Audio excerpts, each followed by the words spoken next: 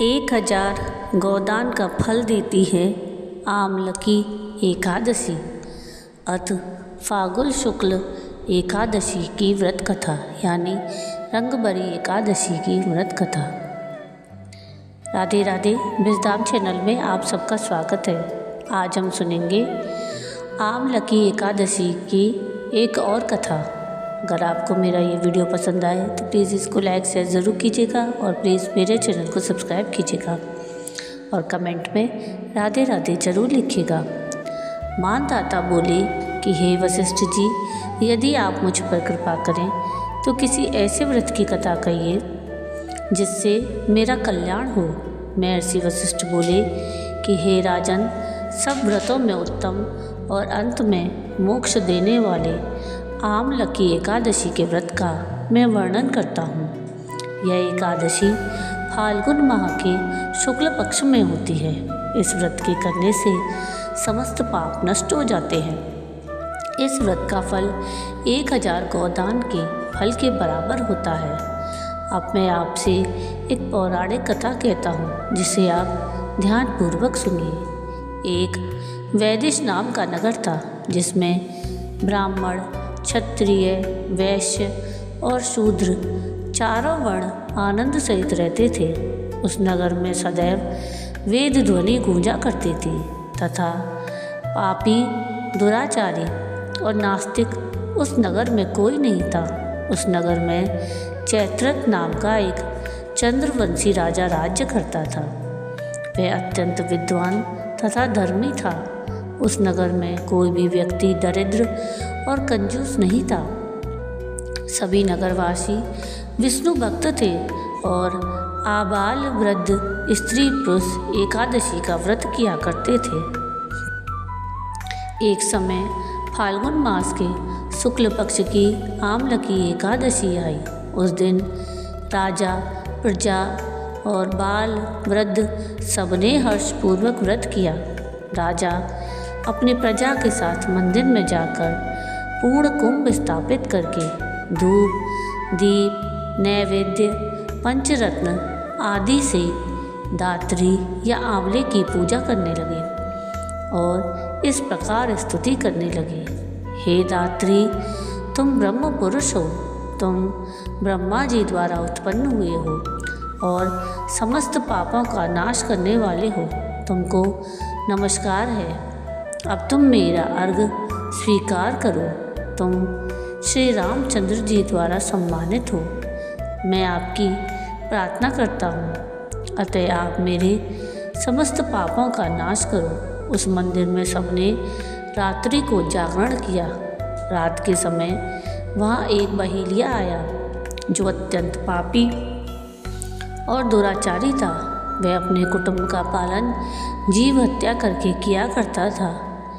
भूख और प्यास से अत्यंत व्याकुल वह बहेलिया इस जागरण को देखने के लिए मंदिर के कोने में बैठ गया और विष्णु भगवान तथा एकादशी महात्मा की कथा सुनने लगा। इस प्रकार अन्य मनुष्यों की भांति उसने भी सारी रात जाग कर बिता दी। प्रातःकाल होते ही सब लोग अपने घर चले गए तो बहेलिया भी अपने घर चला गया। घर जाकर उसने भोजन किया। कुछ समय बीतने के पश्चात उस बहेलिये की मृत्यु हो गई। मगर उस आमलकी एकादशी के व्रत और जागरण से उसने राजा विदुरथ के घर जन्म लिया और उसका नाम वसुरथ रखा गया। युवा होने पर वह चतुरंगिनी सेना के सहित और धन धान्य से युक्त होकर 10,000 ग्रामों का पालन करने लगा। वह तेज में सूर्य के समान, कांति में चंद्रमा के समान, वीरता में भगवान विष्णु के समान और क्षमा में पृथ्वी के समान था। वह अत्यंत धार्मिक, सत्यवादी, कर्मवीर और विष्णु भक्त था। वह प्रजा का पालन समान भाव से करता था। दान देना उसका नित्य कर्तव्य था। एक दिन वह राजा शिकार खेलने गया। दैव योग से वह मार्ग भूल गया और दिशा ज्ञान न रहने के कारण उसी वन में एक वृक्ष के नीचे सो गया। थोड़ी देर बाद पहाड़ी म्लेच्छ वहाँ पर आ गए और राजा को अकेला देखकर मारो मारो शब्द करते हुए राजा की ओर दौड़े। म्लेच्छ कहने लगे कि इसी दुष्ट ने हमारे माता पिता पुत्र पौत्र आदि अनेक संबंधियों को मारा है और देश से निकाल दिया है, अतः इसको अवश्य मरना चाहिए। ऐसा कहकर वे म्लेच्छ उस राजा को मारने दौड़े और अनेक प्रकार के अस्त्र शस्त्र उसके ऊपर फेंके। वे सब अस्त्र शस्त्र राजा के शरीर पर गिरते ही नष्ट हो जाते और उनका वार पुष्प के समान प्रतीत होता। अब उन म्लेच्छों के अस्त्र शस्त्र उल्टा उन्हीं पर प्रहार करने लगे, जिससे वे मूर्छित होकर गिरने लगे।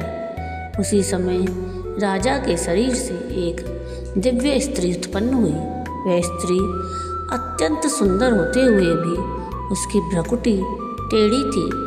उसकी आँखों से लाल लाल अग्नि निकल रही थी, जिससे वह दूसरे काल के समान प्रतीत होती थी।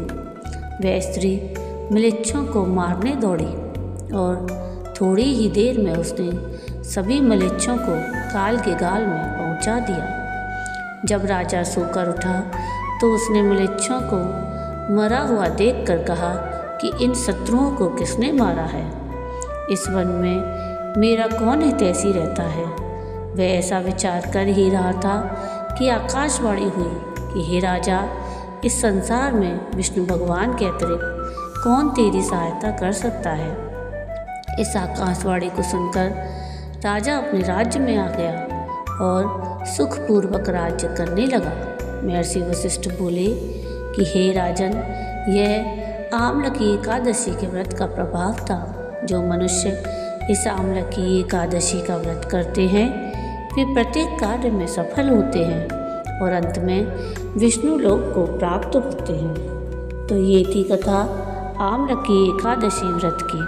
आपको ये कथा कैसी लगी मुझे कमेंट करके ज़रूर बताइएगा, और अगर आपको ये कथा पसंद आई हो तो प्लीज़ इसको लाइक शेयर ज़रूर कीजिएगा और प्लीज़ मेरे चैनल को सब्सक्राइब कीजिएगा और कमेंट में राधे राधे ज़रूर लिखिएगा।